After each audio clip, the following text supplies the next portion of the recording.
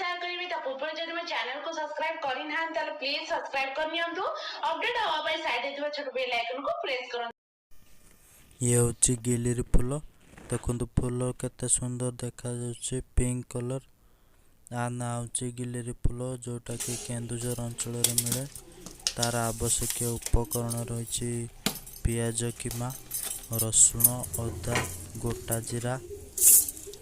तार प्रस्तुत प्रणाली देखिए ये हूँ अरुआ चाउल जोटा कि आधा घंटा भिजाइबा पड़े।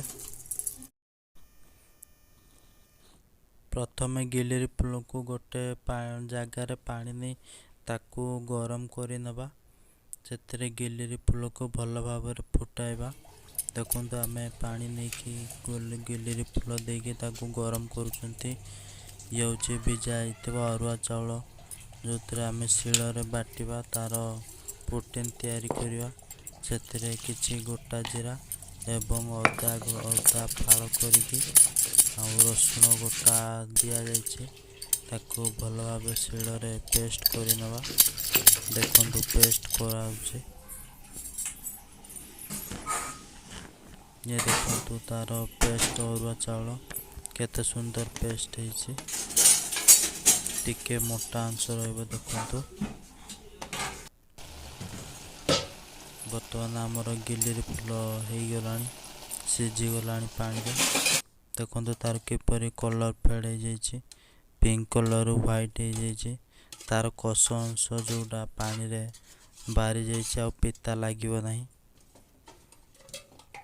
ताको गोटे स्टेन करनवा।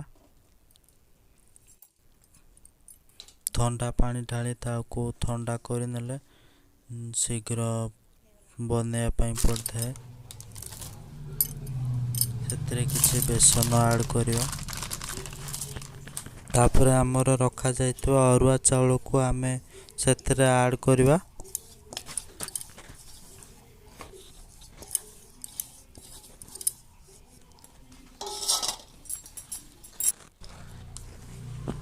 तापर से गोटे स्पून हलदी गुंड गोटे स्पून लंका गुंड आ लुण स्वाद अनुसार दे ताको भल भाव मिसाइबा। मिसई सारा पर कटा होकर रखाई किमा पियाज को ऐड करवा। तापर देखु तार प्रस्तुत प्रणाली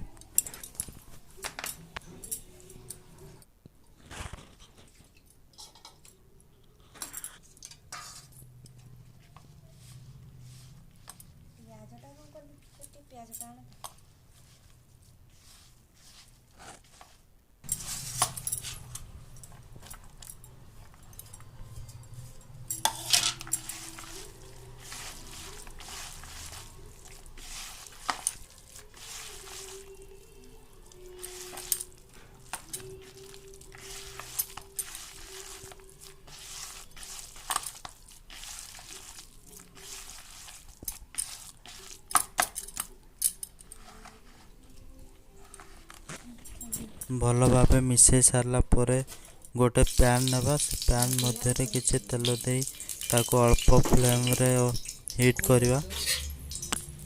तापर से गिलिरी फूल मिलाई ताको छोट छोट करी साइज करके रखिबा।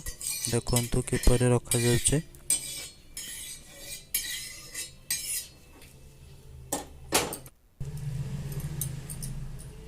बरडा देखा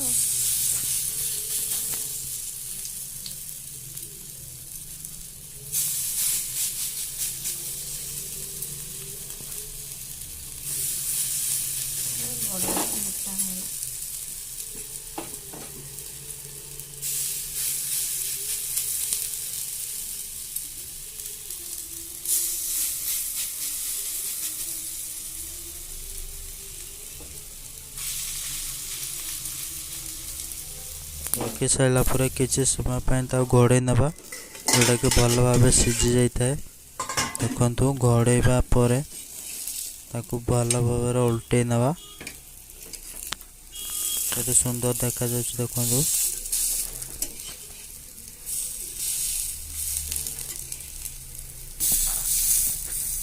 ये हूँ आम केन्दुझर अंचल गिलिरी फूल बरा।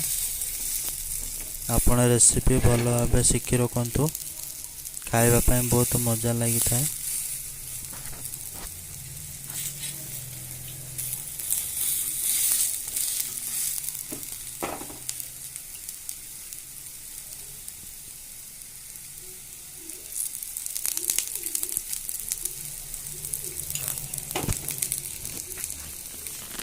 ତେଲ ଟିକେ ଅଧିକ ଦେଲେ ଭଲ କି ପ୍ୟାନ୍ରୁ ଛାଡ଼ି ଯାଇଥାଏ, ଲାଗିକି ରହିନଥାଏ। ହେଇସାରିଲା ପରେ ଦେଖନ୍ତୁ ଗୋଟେ ପ୍ଲେଟ୍ରେ ସଜାଇଛି, ଖାଇବାକୁ କେତେ ସୁନ୍ଦର ଦେଖାଯାଉଛି। ଦେଖନ୍ତୁ ପ୍ରସ୍ତୁତ ହେଇଗଲା ଆମର ଗିଲିରି ଫୁଲ ବରା। ରେସିପି ଜାଣି ରଖନ୍ତୁ। ରହୁଛି, ନମସ୍କାର। ଯଦି ଆମ ଚ୍ୟାନେଲକୁ ସବସ୍କ୍ରାଇବ୍ କରିନାହାନ୍ତି ତାହେଲେ ସବସ୍କ୍ରାଇବ୍ କରିଦିଅନ୍ତୁ। ବେଲ୍